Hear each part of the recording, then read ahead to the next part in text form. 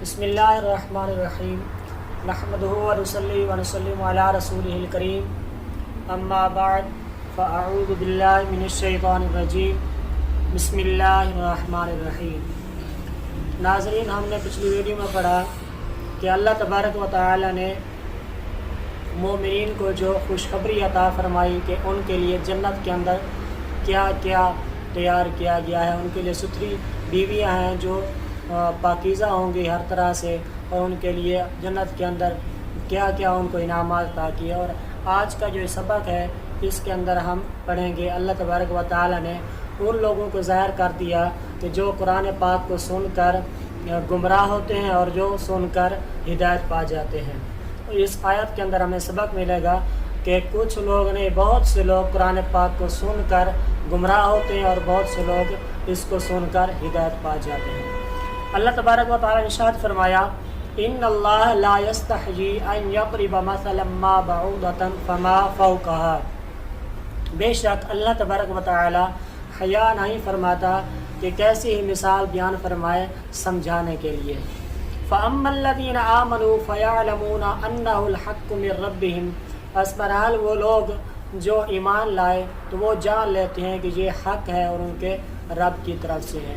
وَأَمَّا الَّذِينَ كَفَرُوا فَيَقُولُونَ مَاذَا أَرَادَ اللَّهُ بِهَذَا مَثَلًا، تو وہ لوگ جنہوں نے کفر کیا، اللہ تبارک و تعالیٰ کے ساتھ کسی کو شریک ٹھہرایا، کفروا جنہوں نے انکار کیا، کفر کیا، فَيَقُولُونَ مَاذَا أَرَادَ اللَّهُ بِهَذَا مَثَلًا، تو وہ کہتے ہیں کہ یہ مثال بیان کرنے سے اللہ تبارک و تعالیٰ کا مقصود کیا ہے۔ یضل به کثیرا ویہدی به کثیرا وما یضل به الا الفاسقین، وہ گمراہ کرتا ہے بہتروں کو اس سے اور ہدایت عطا فرماتا ہے بہتروں کو اس سے، وما یضل به الا الفاسقین، اور وہ نہیں گمراہ کرتا اس کے ساتھ مگر فاسقین لوگوں کو۔ ان اللہ لا یستحیی ان یضرب مثلا ما بعوضۃ فما فوقها۔ اس آیت کریمہ کے بارے میں یہ ہے کہ سورۃ البقرہ کے دوسرے رکوع وَمِنَ النَّاسِ مَن يَقُولُ آمَنَّا بِاللَّهِ کے اندر، جو ہم نے پچھلے ویلاگس کے اندر آپ کو بتایا تھا کہ اللہ تبارک و تعالی نے پے در پے منافقین کی مثالوں کو بیان کیا، تو ان لوگوں نے اعتراض کیا کہ اللہ تبارک و تعالی کی شان اس سے بلند تر ہے کہ وہ ایسی چھوٹی چھوٹی مثالیں بیان کیے کرے جیسے کہ مچھر کی مثال۔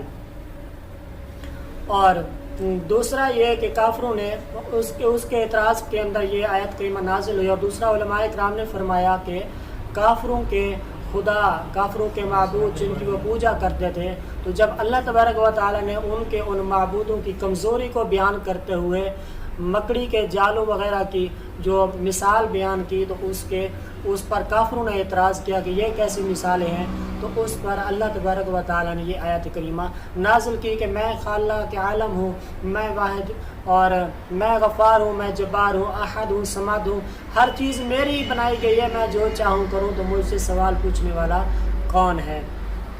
اور مثال چونکہ حق کو بیان کرنے کے لیے حکمت کے مطابق اور مضمون کو دل نشین کرنے کے لیے بیان کی جاتی ہے، اور ماہرین کلام کا یہ طریقہ ہے کہ وہ ہمیشہ جو بھی بات کرتے ہیں تو کوئی نہ کوئی مثال دے کر بات کو سمجھانے کی کوشش کرتے ہیں، تو لہٰذا مثال بیان کرنے پر یہ اعتراض کرنا محض ایک غلط طریقہ ہے، ایک نادانی ہے۔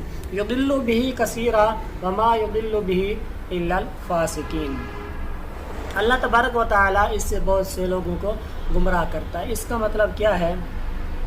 اس سے کافروں کو جو ہے نا اس کا جواب دیا گیا۔ انہوں نے اعتراض کیا نا کہ اللہ تبارک و تعالیٰ ایسی مثالیں کیوں بیان فرماتا ہے، یا منافقوں کو اس کا جواب دیا گیا کہ اللہ تبارک و تعالیٰ کی شان تو اس سے بالا تر ہے، بلند تر ہے کہ وہ ایسی چھوٹی چھوٹی مثالیں بیان کرتا ہے، تو ان کو کافروں کو اور منافقوں کو اس کے اندر جواب دیا گیا جو دلو بھی کثیرہ، کہ اللہ تبارک و تعالیٰ اس کے ذریعے بہت سے لوگوں کو گمراہ کرتا ہے اور بہت سے لوگوں کو ہدایت عطا فرماتا ہے۔ وہ کیسے کہ وہ اللہ تبارک و تعالیٰ کا جب کلام اترتا ہے، اللہ تبارک و تعالیٰ کی حق کی بات، اللہ تبارک و تعالیٰ کا کلام، اللہ تبارک و تعالیٰ کے احکام، اللہ تبارک و تعالیٰ کی بات جب سامنے آ جاتی ہے، تو پھر دو گروہ ہوتے ہیں۔ ایک وہ گروہ ہوتا ہے جو حق کو جان بوجھ کر کلام کے محل موقع کے ہونے کے باوجود وہ بالکل اظہر من الشمس ہونے کے باوجود صرف ضد، انا پرستی اور مخالفت اور مقابلہ بازی کرتے ہوئے صرف اس چیز کی انکار کر دیتے ہیں. جیسا کہ ابو جہل جانتا تھا کہ حضور نبی کریم رؤوف الرحیم صلی اللہ علیہ وسلم آخری نبی ہیں، لیکن صرف اور صرف انا پرستی اور ضد اور ذاتی دشمنی کی وجہ سے اس نے انکار کر دیا. تو وہ قرآن پاک کو سن کر گمراہ ہوا، اور آج تک ایسے لوگ ہیں جو قرآن پاک کو صرف کم عقلی کی وجہ سے، نہ سمجھنے کی وجہ سے گمراہ ہو جاتے ہیں. اور بہت سے لوگوں کو اس سے اللہ تبارک و تعالی بھی ہدایت عطا فرماتے ہیں. وہ لوگ ہیں جو بات سنتے ہیں، اس پر غور و فکر کرتے ہیں، تحقیق کرتے ہیں، اور وہ جانتے ہیں کہ حکمت یہی ہے کہ مثال سمجھانے کے لیے، بات سمجھانے کے لیے مثال بیان کرنا. تو اعلیٰ چیز کا ذکر آیا تو کسی قدر و قیمت والی چیز کا بیان کیا جاتا ہے، اس کی مثال دی جاتی ہے. اگر کوئی حقیر چیز کو بیان کیا جائے تو اس کی مثال ویسے ہی دی جاتی ہے. جیسا کہ ہم نے سورۃ البقرہ کی آیت نمبر 17 میں پڑھ چکا ہے، ہم نے پڑھا تھا ذہب اللہ بنورہم وترکہم فی ظلمات، کہ لے گیا اللہ تبارک و تعالیٰ ان کا نور. یہ ہم منافقوں کے بارے میں پڑھ چکے ہیں کہ لے گیا اللہ تبارک و تعالیٰ ان کا نور اور چھوڑ دیا ان کو گمراہی کے اندر، تاریکی کے اندر. تو نور سے مراد کیا تھا؟ ایمان چونکہ ایک بہت ہی اعلیٰ چیز ہے تو اس کو نور سے تعبیر کیا گیا. نور کو بیان کر کے، نور کی مثال بیان کر کے ایمان کو، حق کو ظاہر کیا گیا. اور وَتَرَكَهُمْ فِي ظُلُمَاتٍ، اور تاریکی ایک کفر ہے. کفر چونکہ ادنا سے ادنا چیز ہے تو اس کی جو مثال بیان کی گئی ہے وہ تاریکی سے کی گئی ہے. تو یہ اللہ تبارک و تعالیٰ نے مثالیں بیان کر دی. تو یہ ساری چیزیں اور ماہرین کلام اور اللہ والے اور اللہ تبارک و تعالیٰ کی بات ماننے والے سب، اگر ان کے سمجھ کے اندر بات نہ بھی آ رہی ہو تب بھی وہ یہ بات کہتے ہیں اگر ہم اس کو سمجھنے سے قاصر ہیں تو یہ بات بہرحال حق ہے، کیونکہ انہ الحق من ربہم، یہ اللہ تبارک و تعالیٰ کی طرف سے ہے. آگے فرمایا وما یضل بہ الا الفاسقین، اور اس سے وہ صرف گمراہ لوگوں کو، نافرمانوں کو ہی گمراہ کرتا ہے. عربی کے اندر فاسقین، فسق کے 3 درجے ہوتے ہیں. پہلا اس کا درجہ ہوتا ہے فسق تغابی.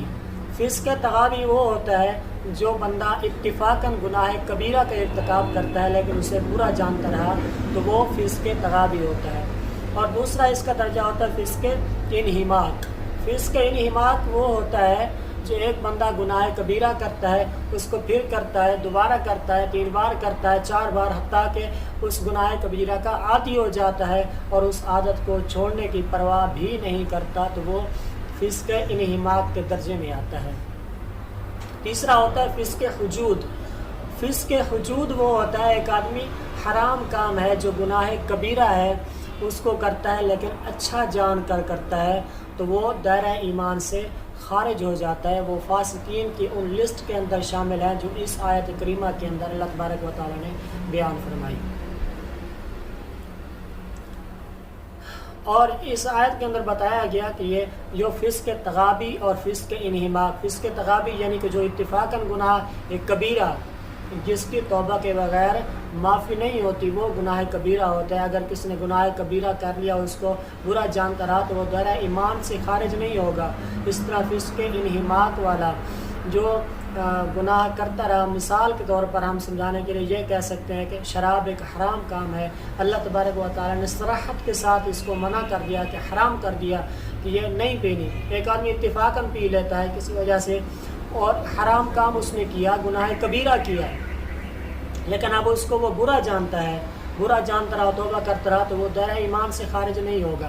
دوسرا وہ ہے جو شراب پیتا ہے، حرام کام ہے لیکن اس کا عادی ہو چکا ہے، اس کو چھوڑنے کی پرواہ بھی نہیں کرتا تو وہ دائرہ ایمان سے بھی خارج نہیں ہوگا. تب تک نہیں ہوگا جب تک اللہ تبارک و تعالیٰ کی ذات کا انکار نہیں کرے گا یا جب تک اللہ تبارک و تعالیٰ کی ذات کے ساتھ کسی کو شریک نہیں کرے گا.